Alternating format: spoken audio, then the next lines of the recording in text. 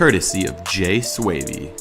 From fans for the fans. The best place for league updates. The hottest takes on the internet. Welcome to Cal's Call.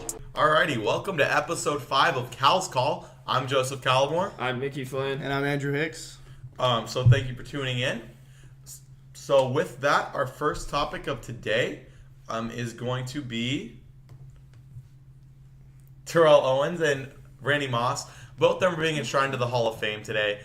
Both pretty big deals. They're some of the best wide receivers to ever play in the history of the NFL. So our first topic today is going to be who is the best receiver of all time. And so with that in mind, Mickey, who do you think is the greatest receiver of all time in the NFL? I'm going to go out there and say Megatron, Calvin Johnson. Calvin Johnson? He was just unstoppable. Okay. What about you, Andrew? I don't know. I think I'd still go with Randy Moss. Randy Moss. Okay, perfect. Well, that'd be my answer right there. I think Randy Moss is definitely going to be the best receiver of all time. A lot of people, the common consensus is going to be Jerry Rice, and I do agree he was a great wide receiver. But in terms of just pure athleticism and talent alone, I think Randy Moss is the greatest of all time. This guy had everything. Kind of in the same form of Calvin Johnson, where they were just absolute physical studs, could not be stopped when they wanted. When they were focused in, there was no stopping these guys. Randy Moss did it for a longer period of time, so that's why I give him a little bit of an edge over Megatron. Him with Tom Brady, that was the best wide receiver quarterback duo in the history of the NFL. I know Joe Montana and Jerry Rice is often considered that, but I think those two should be right up there because Randy Moss was that good of a wide receiver. I don't know how you get better than that iconic catch, the one-handed catch in the back of the end zone. That separation speed, second to none. Second to none. I do agree with that statement. Second to none. That's how you basically describe all of Randy Moss's career right there. The guy's a living legend. But with that, when we're talking about the Hall of Fame, this year's class is very exciting. Obviously headlined by those two. And the fact that Terrell Owens isn't going to actually be in participation today. But when you're thinking about Hall of Famers that are currently in the league today, who are some players that are currently playing that are just without a doubt first ballot Hall of Famers? Well, I guess I'll start clear number one, Tom Brady. Yep. Without a doubt. There's like no need to explain that one. Perfect. I had some more. All right, thanks, guys. I would say, he's technically not retired, but Adrian Peterson. Adrian Peterson. All right. I know he never won a Super Bowl, but he was a man. He was the man, dude. He almost broke the single-season rushing yard record. I forgot what he got to. I think like he was unstoppable when he was in his prime. What about you, Cal? What do you think? I think I'm gonna have to go with Aaron Rodgers. Now my hot take here is I think we all know who my hot take here is gonna be. That's gonna be my man Baker Mayfield. This guy is going to be I can't tell you enough. I hope one day he tunes into this because Baker, you're going first ballot Hall of Fame. You are going to be legit. If he can get the Browns a win, he might make it. If I have to choose a guy right now that's already established, it's going to be obviously Aaron Rodgers. In terms of, I'd say just overall packages, he offers just the, in terms of talent, he offers just the best. He's the best overall talent I think the quarterback position's ever seen. Tom Brady is... he's amazing. He's probably is the greatest of all time because of his winning record. And he's a winner. That's the way to describe Tom Brady. But in terms of pure talent, I think Aaron Rodgers is right up there as probably the best quarterback of all time. I don't think anybody comes close when it comes to matching him there. He runs an offense like no one else has. Now, obviously, Tom Brady is a little bit more accurate. He's a little bit more poised. He's won more. But if Aaron Rodgers had a Randy Moss, which he hasn't really had up until this point of his career. Greg Jennings. No, not even close. So it's like if he had that, if he had some of the teams, and if he even had the coach that Tom Brady's had, I think we'd be talking about Aaron Rodgers with those 5 rings. He's that good. The guy is still in his prime, could still win one, if not multiple Super Bowls, although it's probably not that likely because the Packers just aren't one of the better. Like, they are great because of him. But without him, as we saw last year, this is one of the worst teams in the NFL without Aaron Rodgers. I think that goes to show how much value he holds to the franchise. But yeah, so I think Aaron Rodgers is definitely first ballot Hall of Famer. Any other guys for you guys? You got anyone? Not off the top of my head, no. All right, what about Antonio Gates, Antonio Gates. all-time touchdown leader for tight ends with 113 or something like that? I think he's first ballot Hall of Famer. He has dominated the tight end position ever since Tony Gonzalez has retired. And Philip Rivers and him have developed very good chemistry, and it's going to be sad that they're not in the same field anymore. But maybe we'll see him. I think that's true. Antonio Gates is a great tight end, or definitely one of the best to ever play the game. Right up there with Tony Gonzalez. The guy's just a monster. Obviously, he's the leader in touchdown receptions. He's a beast. Not very much you could do to stop him when he was in his prime with Philip Rivers. I think if he had, Philip Rivers is a great quarterback. Go NC State. Guy's one of the best to ever do it. But he's not like. If you look at the league, Hall of Famer. If Antonio Gates played with a Rodgers or a Brady, imagine the touchdowns he would have had compared to a Rivers. Because they had Tomlinson, right? Tomlinson was a huge part of that offense. Imagine it without him, where Gates is almost one of the number one. He kind of would have been the Gronkowski of the league when he was in it, because that's how great he was. He's lost a step, obviously. Now he's in the later stages of his career. But when he was in his prime, he was right up there, just physically dominant. Now, by the time Gronk retires and it's all said and done, I think he'll be the greatest tight end of all time. He's just totally on another level than everybody else. But yeah, so another first ballot Hall of Famer for me, I'd have to say is Ben Roethlisberger. He's not my favorite QB, but I think he's definitely a Hall of Famer. It's just because of the Super Bowls. Yeah, well, it's the Super Bowls. Yeah, he's a very successful winning quarterback. Who are some other guys when you guys think first ballot Hall of Fame? We totally brushed over Drew Brees. Drew Brees, definitely. Surefire, definitely. Yeah, like without a doubt, first ballot. And for most of these guys, it's very rare that you see somebody who it's a consensus first ballot and then they don't make it first ballot. That's kind of the storyline that surrounded T.O. for the past couple of years, that he didn't make it the first time.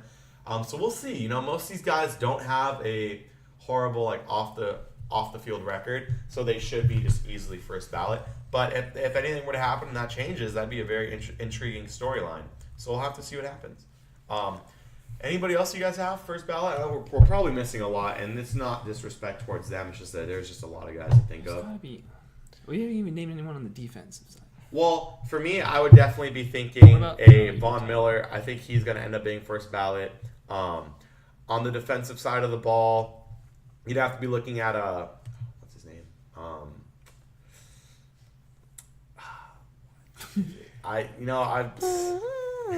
There's just so many.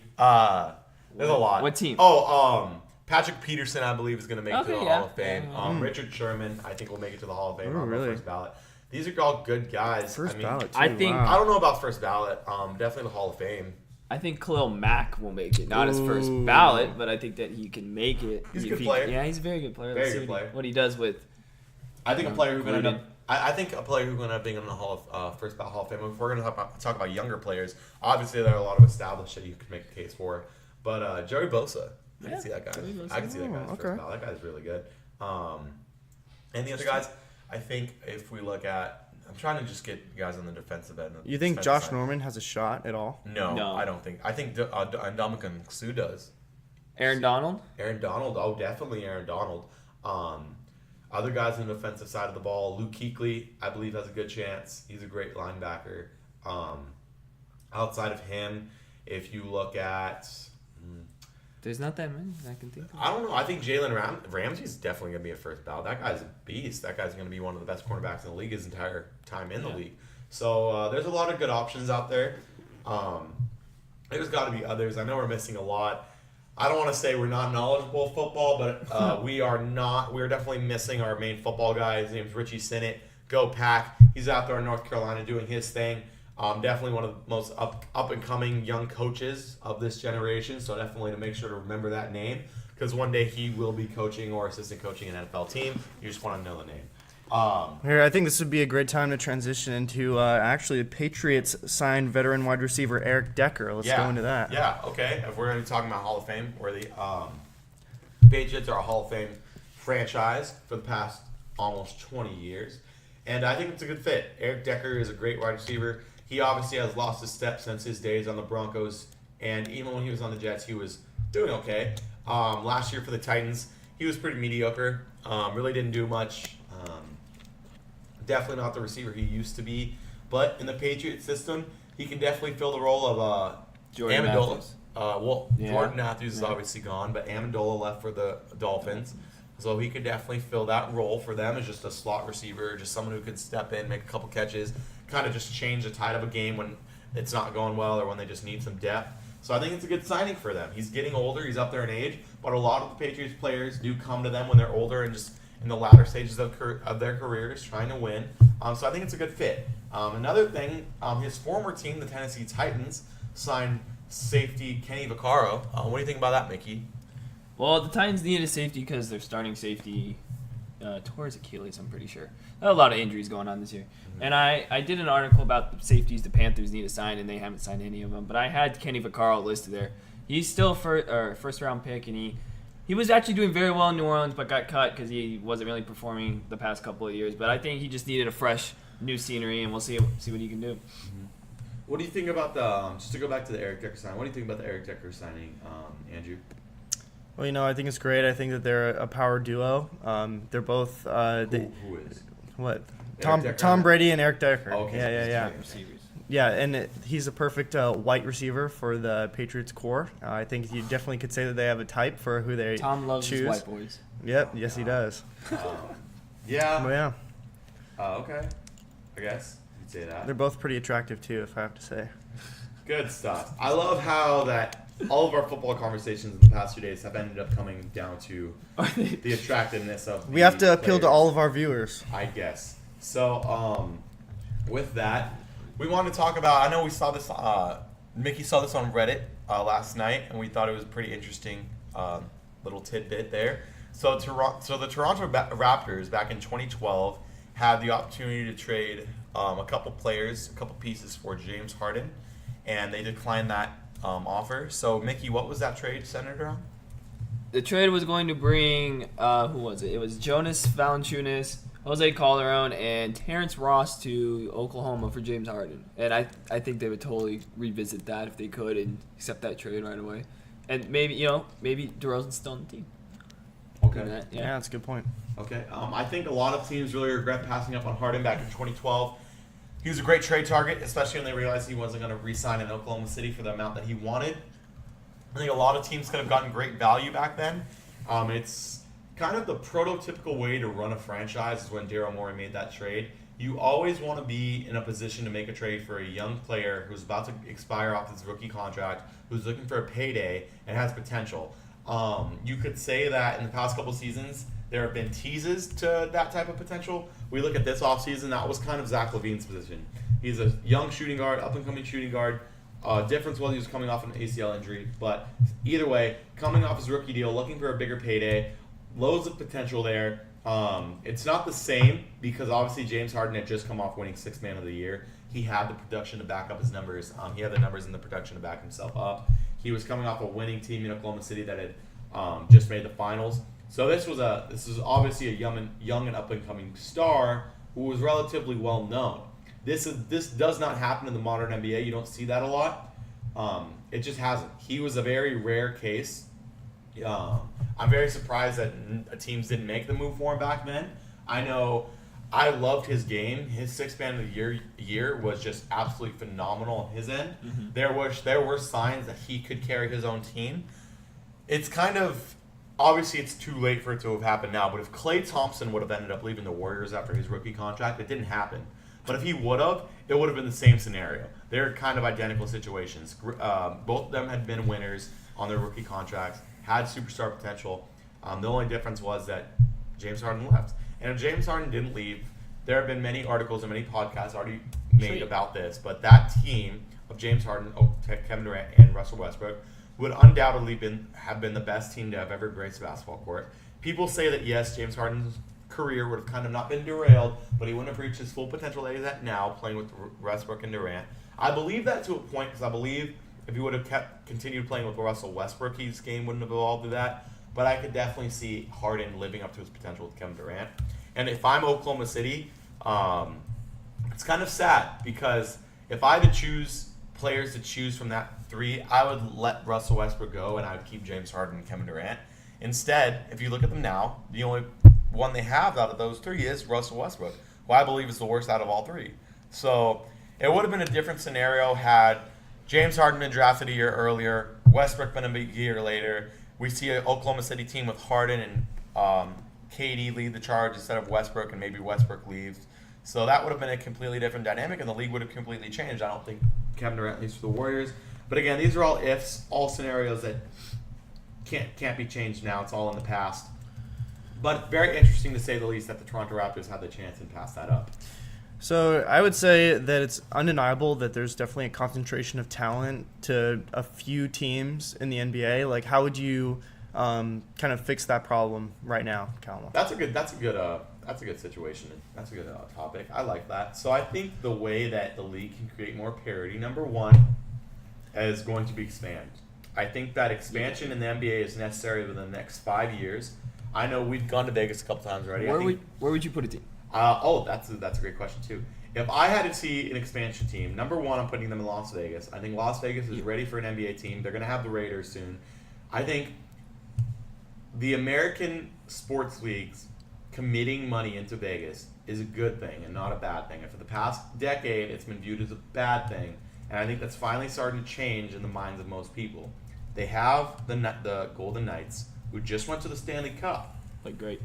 It's crazy because the whole point of people saying, don't go to Vegas is, number one, the gambling, which I don't believe is an issue. Now that it's ruled legal in the United States, some states still have it outlawed to a degree, but it's overall ruled legal, so it's not illegal anymore to do sports gambling. That's a plus to move to Vegas because now that should not be that big of an issue.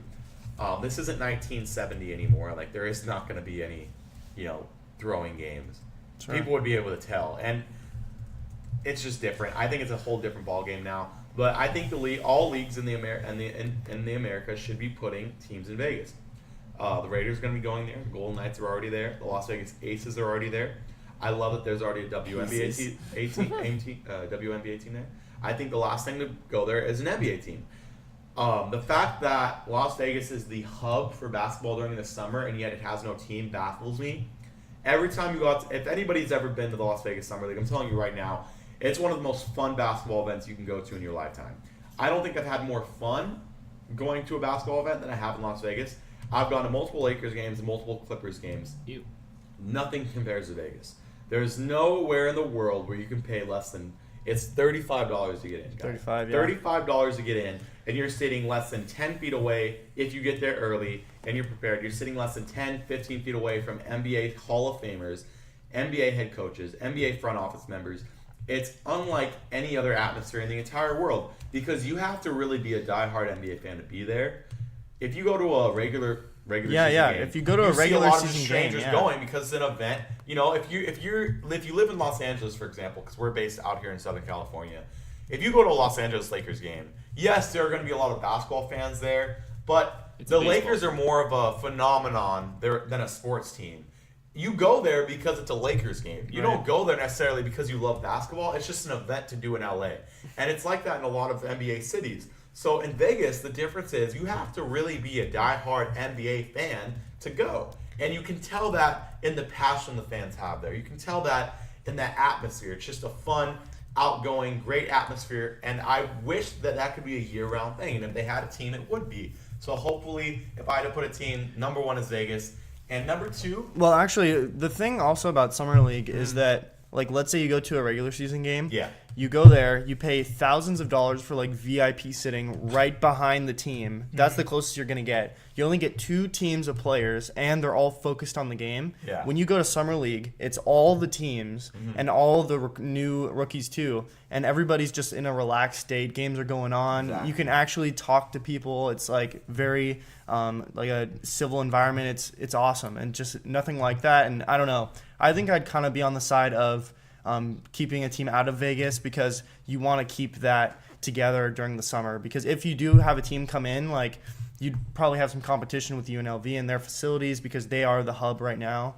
I don't know. I think that you kind of preserve the sanctity of Summer League and kind of keep the team somewhere else, I'd say. I don't know. I don't think it'd hamper Summer League too much, but again, that's just varying opinions. I think it'd be nice for them to actually get their own team because it's weird to be in a city that has all these teams there, but in no way is represented at the actual event. Like, yes, the MGM Resorts does sponsor the NBA Summer League, but we were there. Like, no. But how are you going to pitch? How are you going to pitch that to Vegas to bring on a team that's just going to get killed in the West? Like, See, if you're me, The whole point of this was that we were talking about creating parity in the NBA. right. I think creating a new league, creating a new team. There's going to be there's going to be a not fantasy draft. There's going to be an expansion draft. Teams will lose players. Now that in itself is not going to create any parity because it's probably going to be a 7th man or an 8th man. You're not losing anybody that vital. But when it comes to free agency, there's more. Now there's another $150 million out there for players to go get. And I know that lately players have been choosing winning over money. We saw that in Kevin Durant. We saw that in Boogie Cousins. But if there's money out there, players tend to take it. And if you put 2 more teams in the NBA right now, that's another $300 million for players to go get in NBA free agency. I don't think they're turning that down. I think eventually a big name free agent would go to a team that's not that great for the money. We saw the best example of this was Carmelo Anthony. As much as I don't like his game, and he's not one of my favorite guys or players in the NBA, he did choose to stay in New York over going to a Chicago, which at the time would have been viewed as a super team. He chose instead of going to Houston, which would have been labeled a super team. So as much as I don't like him, he did buck the trend of staying for his team and getting money instead of going to a super team. So I think it does happen from time to time. Players do choose the money, and I think adding that $300 million in cap space between those 2 new teams would create that parity eventually. It's not going to happen today. It's not going to happen in the next 3 years. But in the next 5 to 10 years, we could see a lot more parity in the NBA. Okay, I definitely know that this conversation is geared towards the parity in the NBA that we're trying to solve or trying to derive or whatever you want to use. But do you think that there would actually be a fan base in Vegas? Because the thing with Summer League is everyone comes in for a few weeks and then they leave. Yeah, and that was actually a point I was going to get to about the Vegas Golden Knights. The Vegas Golden Knights made the Stanley Cup this year. And they had the same question marks, if not more so, because hockey is not as popular as a football or a basketball. But it's still popular nonetheless. Still, going into Las Vegas, there were question marks of can they have a consistent fan base? Now, for any other person who's been to Vegas, you probably go to Vegas, you visit the Strip for a couple nights, you leave, that's Vegas for you. What you don't see is that there is a huge city of people just 5 minutes away. When you're driving out of Vegas, you can see the entire blocks of neighborhoods that are in Las Vegas. It is a big city, guys. It's just not viewed as such because of the Strip. People know Vegas because of the Strip. What they don't know is the community that's there and surrounds it. The Vegas Knights, Golden Knights, had a great and loyal fan base this season. They were very hyped up to make the Stanley Cup. That place was very rowdy for their team, and I think it's going to be the same way for the Raiders, and I think it's going to be the same way for if the NBA team goes there. There's a consistent fan base to be had, and even us, like in Southern California, I already know, as soon as the Raiders announced they'd be going to Las Vegas, you know how many Raiders fans that we have out here in Southern California that would drop everything, drop their career, their work, to leave for a Sunday evening or midday to drive the 3 hours to Las Vegas and watch their team. There are thousands, if not hundreds of thousands of fans out here in Southern California who are willing to drive the 3 hours to Vegas to watch their team play. I think it'd be that way. It's going to be that way for the Raiders without a doubt. And I think it could be that way for an NBA team. Because that's a really good point. That's a really good point. The Lakers do dominate the fan base out here in terms of basketball. The Clippers, to a degree, have some fans. But I'm telling you, as a Southern California resident, they have nothing on the Lakers. The Lakers are an entire entity to themselves. They dominate the fan base out here. And people could think of any reason to spend a weekend in Vegas. Yeah. So, and if you love I think the idea of a team in Vegas being in the Pacific Division of the NBA, playing the Lakers 2 to 3 times a year. If the Lakers are out there in Vegas, all of these hundreds of thousands of Lakers fans out here in Southern California, why not drive out to Vegas? I get to go to Vegas and I get to watch the Lakers play their expansion team. Why not? I think it's a great idea. I think there's a consistent enough fan base out there, so why not do it? Now, for a second city, this is where it gets tough because there's a lot of options. I think Kansas City would be a good option. I think that Kansas. Let's not get this wrong here, okay? Kansas in itself, that whole northern Midwest area does not have an NBA team. The closest thing you could say is Minnesota, and even then, that's more eastern. So the Midwest is missing out on a team. They have Oklahoma. So they have Oklahoma and they have Denver. So they have the Denver Nuggets, right? But I think that Kansas City would be a perfect place for an NBA team. They already have the Chiefs. They're missing out. They have the Royals. Mm-hmm. So the only thing they're missing out on is a basketball team. I hear a lot of people say Seattle. That's and what I was gonna say. Seattle does deserve a team. They do. But I don't think it's time yet. I think it's going to be another expansion or two, which is going to be a while until they get a team back. And I would definitely, I'd be on the side of, I think if we do another expansion in the NBA, it should be 4 teams. I don't think I can give you a sleeper. What about Albuquerque, New Mexico?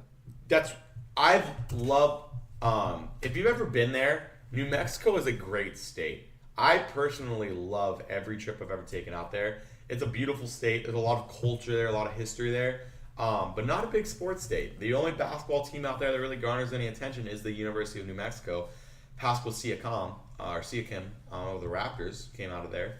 But not that big of a sports town for basketball. That could change if an NBA team were to go there. I don't know if the market's right yet, but I would love to see a team out there. Now, the whole problem surrounding the expansion idea is that there are 2 trains of thought. You either expand with 2 teams, which really is not that much of an expansion, or you do 4 teams. Right. I would like to see 4 teams put into the NBA. That's not as realistic, though. I think Adam Silver would much prefer 2. And if it's going to be 2 teams, then I think it's obviously hands down going to be the Vegas Knights or a Vegas team in Seattle, which I don't think is fair because I think other places do deserve these teams.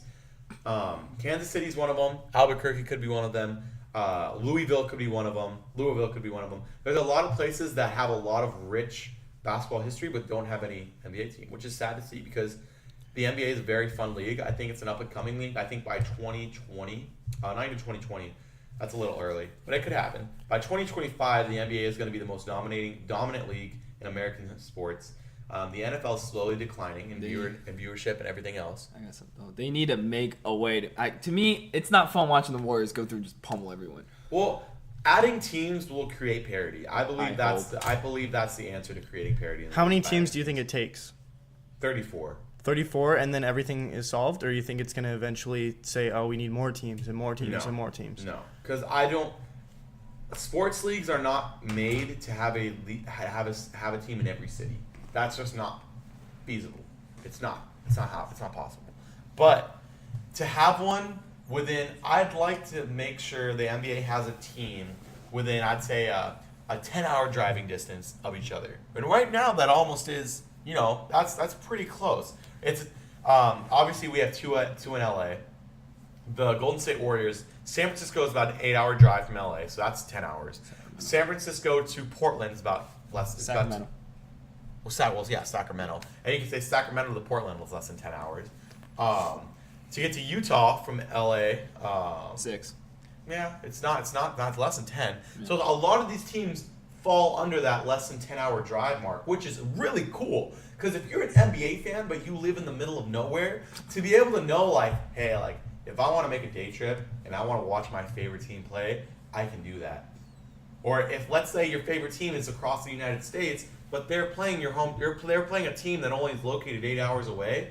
If you live in Idaho and your favorite team is the Lakers and they're going to be in Salt Lake City, how fun is it to know that, hey, this Saturday I can save up my money and I can go watch the Lakers play in Salt Lake City? That's amazing. And that's what the NBA has done for the most part. But where it's lacking is in that Midwest area. It's lacking that Kansas City team. It's lacking, well, it's not lacking the Vegas team, but it'd just be nice to have one in Vegas. It's lacking the Seattle team. It's lacking a team right there. They have Phoenix, and then from Phoenix, they are missing that New Mexico team because you're missing the Phoenix, New Mexico, and then Texas. So you're missing the New Mexico team. But Texas, you have Houston, you have Dallas, you have San Antonio, you have New Orleans. So all these teams are pretty centrally located to the point where you can visit any team you'd like to, but they need to add some Midwest teams. They need to add some teams where there's really colleges dominating the landscape. but I believe the NBA would do really well. Like I believe the NBA would do really well in Kansas City, so that's why I believe it should go there. But yeah, so I think that's how you create parity. It's not going to happen overnight, and it's not going to happen in the next 5 years or 3 years, 5 to 3 years. But yeah, their parity will happen. It has to change. There's no way they continue to let a team like the Warriors be like they are, because it's not fun. It's entertaining, but it's not fun, because if you're a fan, like, all I know is this. I see a lot of sports reporters be fans of a team that is garbage. I remember watching the 30 for 30 about the Buffalo Bills, the 5 Falls of Buffalo, and they're talking about the local sports reporter there, or it was like a CBS or NBC sports reporter, how he said his dad was the biggest Bills fan. He just wanted him to win a Super Bowl, and they lost so many times in the Super Bowl. And it was just so sad. And that, like, I hate seeing that in sports, but you know, it happens, and I feel the same way as a Hornets fan. All I want to see before I die is the Hornets win a championship. And right now, I never see that happening in the next 7 you don't have much time, which sucks. You know, for me, I'm a Charger fan. Yeah. You know, I think every year I'm like, this is the year, this is the year, this is the year. It's not the year. I'm confident that we'll make playoffs this year, but I mean, I don't think we'll make. And that's why the parity issue needs to be fixed. It has to be fixed. The NBA can't continue to be like it is, because you're legit telling 25 of the 30 teams, like, you're never gonna see a championship ever in your entire lifetime. You're sorry, it's never gonna happen. Like, if you've looked at it since 2000, like, I think only 4 or 5 teams have won the championship. The Lakers, the Spurs, the Pistons, the Warriors, and the Heat. Yeah. And the Celtics. That's it. That's it. So you can't tell me that there's parity in the league, or in the past 18 years, only 6 franchises have won the championship. There is no parity. In the NFL, at least, you consistently see a different winner every year. Almost. The Patriots are the only exception to it, and the Steelers. And really not even the Steelers. So only the Patriots. But other than that, we've seen the Philadelphia Eagles. We've seen the New York Giants. We've seen Patriots, the Steelers. Packers. Who else? The Packers. We've seen, who else? The Raiders. Baltimore Ravens. There you go. The Raiders. We've seen teams win since 2000, so it's a lot more franchises that are at least competitive. And that's all a franchise can ask for, is competitiveness. I don't care if the Hornets never win a championship before I die, but I at least want to see them in a conference finals and have a chance. I want to see them actually do something in the playoffs. The closest thing I've seen to the Hornets being competitive is making Game 7 against Miami Heat and losing. Or how about this? Being up 3-2 against the Miami Heat and losing in Game 6 because of a guy who's known as the purple shirt guy who's talking trash on Dwayne Wade in the fourth quarter when we're up by like 8, and then we end up losing up by 8 with 2 minutes left because a guy's talking trash on Dwayne Wade. That is the only memorable part of a winning franchise I've ever had.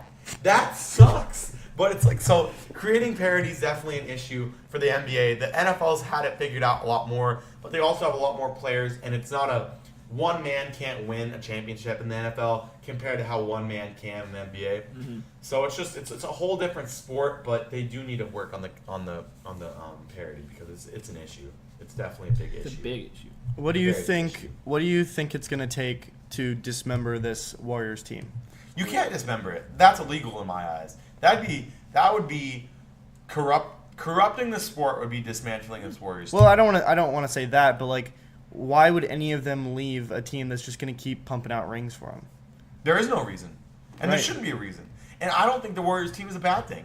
This Warriors team was assembled out of sheer genius. Jerry West. Right. Genius. This team deserves to be where it's at. They had one of the greatest front office members create it, Jerry West. It deserves to have it. They deserve to have a 3-peat. They deserve to have a 4-peat. They deserve to be known as the best team in NBA history, not because of the players. Obviously, they're a big part, but because of how it was assembled. It was delicately put together to be the juggernaut that it is today. It was put together knowing, hey, if Curry lives up to his potential, if Curry and Clay live up to their potential, and Draymond Green is the heart and soul of this team, we have the cap flexibility to add a superstar free agent. And then after that, once we add a superstar, other superstars will flock to our team to win champions. That's how it was built. And the crazy thing is, no other team has done that model ever. ever. The closest thing were the Big Three model. I hated the Big Three model. The Big Three model worked for one reason and one reason only. Kevin Garnett was an amazing player when he joined the Boston Celtics. Him, Ray Allen, and Paul Pierce were just too talented to lose, and even then, won championship. The Big Three model in Miami only won their 2 championships. Number one, because of LeBron's dominance in 2013, or 2012, that beat the Oklahoma City Thunder. And number 2, Ray Allen's clutch three-pointer against the San Antonio Spurs. So the Big Three model doesn't work. Even the closest thing you could say actually working for the Big Three model was the San Antonio Spurs, and they were built in more of a model like the Warriors. They were drafted. This was a genuinely constructed team. They said, hey, we're going to get foreign guys who are underrated right now. We're going to develop them to the point where they can compete with these American players and if not dominate them. And they won 5 championships out of it. Mm-hmm. So that's how to do it. You don't do it by adding a superstar free agent out of nowhere. You construct the team to win a championship, and then you get a superstar to join in afterwards. That's how you build just an absolute juggernaut. That's what the Warriors have done, and they deserve to dominate this league like they are doing right now. So no, I don't think there's a way to dismantle them, and there shouldn't be a way. And if they are dismantled within the next couple of years, I'm going to be disappointed in the league because this is the best basketball team to ever grace a court. The NBA and its fans should not be robbed of that. I want to see them play through and through until one of them decides I want to leave my own team and leaves on their own accord. But I don't want to see this team dismantled. It should not be dismantled. It's not a problem. It just opens everybody else's eyes to parity. And I'm actually grateful that the Warriors team happened because when the Warriors team wasn't like it is right now, the team that dominated the league every year was the Lakers. Every year, the Lakers dominated the league, and it was so sickening to see the same team win over and over and over again. It's like the Patriots of the NFL. It's disgusting.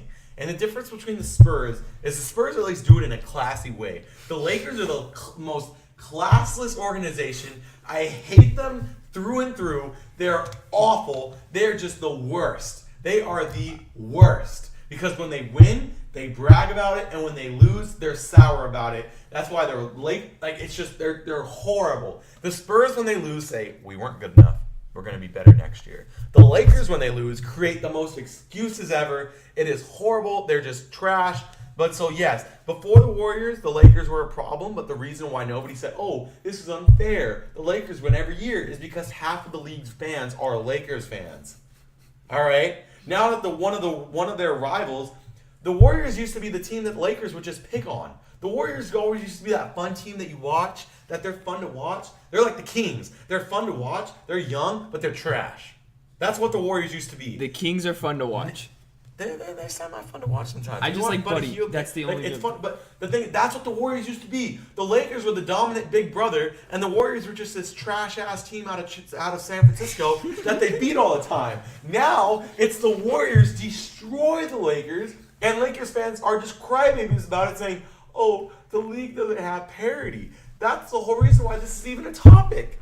If the Lakers were dominating right now, nobody would be saying parity. We need parity. Everybody would be saying, man, those Lakers are really good. Everybody would be just sucking up to the Lakers. That's how it goes. But now that the Lakers aren't that great, we have this parity discussion. And I think it's good because parity, like the league parity does need to be solved. It's an issue and it needs to be fixed. But I'm telling you this right now, it would not have happened without the Warriors taking the mantle of the Lakers as the best franchise in the league. And I'm glad it happened because the Lakers need to be knocked down a peg. I think if we rank the franchises today, like best franchise in the NBA, the Lakers are like 6. They're down. They're not one of the best ones. They've lost their edge. No, that was a good point. They've lost that shine to them. Like, they've added LeBron James, and they're still not considered the favorite because they've lost that shine. If LeBron James went to them the year Kobe retired, like, even when Kobe retired, there was still some hype behind that team. Oh, we got Russell. He has ice in his veins. This team is going to do it. They're a young up-and-coming. They're going to surprise. They were garbage, guys. Garbage. So if you add a LeBron James to that hype, then it's, oh, they're the best team in the league. But they've actually lost enough shine to the point where they can add the best player in the world and still not be title favorites. So I'm guessing you're not a fan of Lonzo Ball? I am. I'm just not a fan of the Lakers. I can't bring myself to be a fan of that team. I just can't. but all of it ties into the point that there needs to be league parity. There was a problem with it there was a problem in the past. Now it's more exposed and it's more prevalent. So it's yeah. I never thought of it with the Lakers thing like that that you said. That was good. Nobody ever said the league was unfair when the Lakers were dominating. Nobody. But it's because of so many freaking Laker fans. And I've lived in a just bubble of hell my entire life because everyone in Southern California is a Laker fan. And I absolutely despise that team. And nobody likes the Charlotte Hornets. And nobody has ever mentioned the Charlotte Hornets up to this point. And just so everyone who's watching this knows, and in the future watching this knows, I found out of the Charlotte Hornets through the Lakers because my dad was watching a Lakers game to which they were playing the Charlotte Bobcats. And I saw Gerald Wallace play. And anybody who knows me knows that I'm not athletic. I'm pretty garbage when it comes to athleticism. I am horrible. But I at least use all of my passion and energy on the basketball court. And did the Bobcats get destroyed that day? They lost by like 30. But did Gerald Wallace not have one of the sickest blocks in that game? He was just all over the court. He was just clamps. Clamps was like the perfect way to describe it. He was the hustle. Like I saw him and I wanted to go out on the court and just start running laps. Just by watching him play. Okay. That's why I love that team so much. Because I watched him and I'm like, damn, this team is trash. But he gives 110%. Love the Bobcats ever since. They're going to be my team till I die. Even when I don't work for them, I'm going to love that team. They're never going to win a championship, though. So it is what it is. But yeah, the parity issue has been an issue for decades. And now it's finally getting shown. Like, do you think anybody screamed parity when Magic? Like, think about this. Magic Johnson, James Worthy, and Kareem Abdul-Jabbar were all on the same team at one point. Yeah, but they had Larry Bird to go up against Kevin McHale. No. I forgot those three are first ballot Hall of Famers, each individual. Larry Bird isn't a first ballot? No, I'm not saying that. What I'm saying is that team, compared to nowadays teams, is so unfair. But you never heard anybody saying, oh, the Lakers are just unfair. We need to fix the parity in this league. We need to have we need to make sure that they move back to Minneapolis. Like, they're not as good. Like, no one ever said that. It's Los Angeles. No one's ever complained about a Los Angeles team being too good. It's when other teams are beating Los Angeles teams when it's a problem. And that's an issue. Because I'm from the Los Angeles area, and that's an issue. There should be no reason why LA just dominates every sports league. Should not. Just because you're a big city doesn't mean you should win. That's why it was nice to see that Astros just destroy the Dodgers in the World Series. You know how nice that was to see LA just get clobbered after all the hype that there was behind that team? Oh, Dodgers are winning it. Without a doubt, Dodgers are winning it. And then the Astros just destroy them? That was so nice. Like that, we need more of that. Because more people got behind the Astros just because they were against LA than people got behind LA just because they were LA. And that's fun to see. Someone said that Magic was drafted by the Lakers, though. The only one that wasn't really drafted was Kareem. And Kareem's not fair. This is the top 3 player in the NBA, on the NBA history. So don't go to say he wasn't drafted. He was the only one who's that, because that's unfair to itself. Kareem signing with the Lakers is more unfair than LeBron signing with the Heat. And don't at me on that, because that's unfair. Kareem, he was 7'3" with the most unblockable shot in NBA history. You add that to Magic Johnson and James Worthy, that's not fair. That is not fair. And nobody screamed parity there, all right? But I don't want to hear the double standard when it comes to Lakers stuff. I will argue for days. I want somebody to eventually try to change my mind on liking the Lakers because I'm never going to like them ever in my lifetime. Also, Kareem was there before Magic. Ooh. Kareem was there before Magic? But still, that's what I'm saying. Kareem going to the Lakers was more unfair. Why? They had no one then, right? It was just Kareem. They're adding one of the best players of all time. That's still unfair. How? Because they're Los Angeles. That's why they got him. If they weren't LA, they wouldn't have got him. The only reason he went there is because he went to UCLA. Everything's LA based. Everything's LA based. Like UCLA used to be a powerhouse in basketball because they're out of LA. Lakers have always been a powerhouse because they're out of LA. Dodgers always been a powerhouse because they moved to LA. Everything in LA has always been a powerhouse. This is how it is. It's just not fair. You shouldn't have to be, my team's playing LA. I guess we're going to lose. That's a horrible mentality to have, but it's a mentality that all sports teams have had for the past 15, 18 years because of Kobe Bryant, because of Shaq, because of Magic Johnson, Kareem Abdul-Jabbar, and James Worthy. Whenever you play LA, you're like, well, I guess we're losing today. That should not be the case. It sucks. And I'm glad it's not the case anymore. I'm glad that all San Francisco citizens can say, oh, well, I already know the Warriors are going to go destroy LeBron in LA today. That's nice to be able to say. I wish I was from San Francisco to be able to say that because I just despise LA. I don't want to assume anything, but it sounds like you have something against the Lakers personally.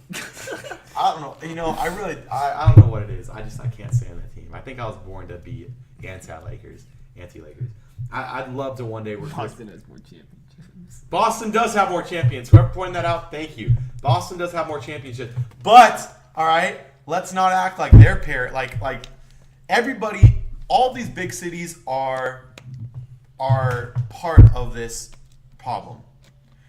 There's not a single no, it's true. New York teams have, for the most part, been powerhouses. In baseball, mainly. But nobody says parity there. Boston's been a powerhouse in basketball. There are some pretty bad teams in New York. But nobody says parity there. No, I get that there have been bad teams, but whenever there's good teams, nobody says, oh, this is unfair. When they're big cities, nobody has a problem with teams winning. If the Knicks were dominating like the Warriors are dominating, nobody from Charlotte, North Carolina would say, man, this is unfair for the league. The Knicks are dominating. Nobody would care because then the overwhelmingly amount of Knicks and Lakers fans would say, who cares about the Hornets? Go crawl in your corner and die. That's how it works. But if the Hornets were to somehow become the powerhouse juggernaut that the Warriors are, I swear to God, every Laker fan I know would be coming to me every day saying, this isn't fair that the Hornets are how they are. But if I go and say that about the Lakers, now I'm just a crybaby that's complaining. So tell me how that's not a double standard for all these big names. Yes, and Boston has more championships, and I get that it's not like, I don't want to say that the Lakers have the most championships in NBA history because I hate them, but I don't want to give credit to Boston for some of those because, let's be honest, they won 8 of those. Or was it 8 with Bill Russell? Or 10? 10. 11? Oh, 12? 12? They won a lot of those with Bill Russell, all right? Let's not act like it wasn't just Bill Russell dominating the league when they won championships. It was Bill Russell, all right? So I don't want to say the Lakers have the most championships, but if we are counting relevant championships past like the 80s, the Lakers have the most championships. I don't want to discount Bill Russell. He was got him to himself, but I don't. Boston has one more, but it's just the circumstances are a little bit different. And even then, before anybody, even before Kareem, Wilt went to the Lakers. He was not drafted by the Lakers. He was drafted by the Warriors, all right? Played for the Warriors, and then he went to the Lakers. So anybody who says the Lakers don't get unfair free agents or unfair signings, that's not true. They just run the league at all times, and nobody calls them out on it, except for Cal. Cal will call them out on it every time. But what are some other issues? Because we've talked about parity for like 30 minutes, and it's getting old. Are there issues with the league? Not issues, just stories. What are some things that you guys want to talk about? We've talked about parity in the NBA. We've talked about somewhat on the level of parity in the NFL. But yeah, is there anything else we're gonna call it a day or what's up? Any update on golf? Not much on golf. Any update on golf? No, not much. Yeah, All right. not much. So I guess we're all good then. We're gonna sign off for today. Yeah. Yeah. All right. Cool. Cal's Call is signing off. All right. Yeah. So for episode 5, I'm Joe Callamore. I'm Mickey Flynn. And I'm Andrew Hicks. And thanks for tuning in, guys. Good talk. Screw the Lakers. Thanks for watching, Pat. Thanks for watching, Pat. Shout out to Pat, #1 fan. We appreciate you. For all the latest and breaking news, podcasts, and live streams, make sure to check out Cal's Call on Twitter, Instagram, Facebook, and Periscope.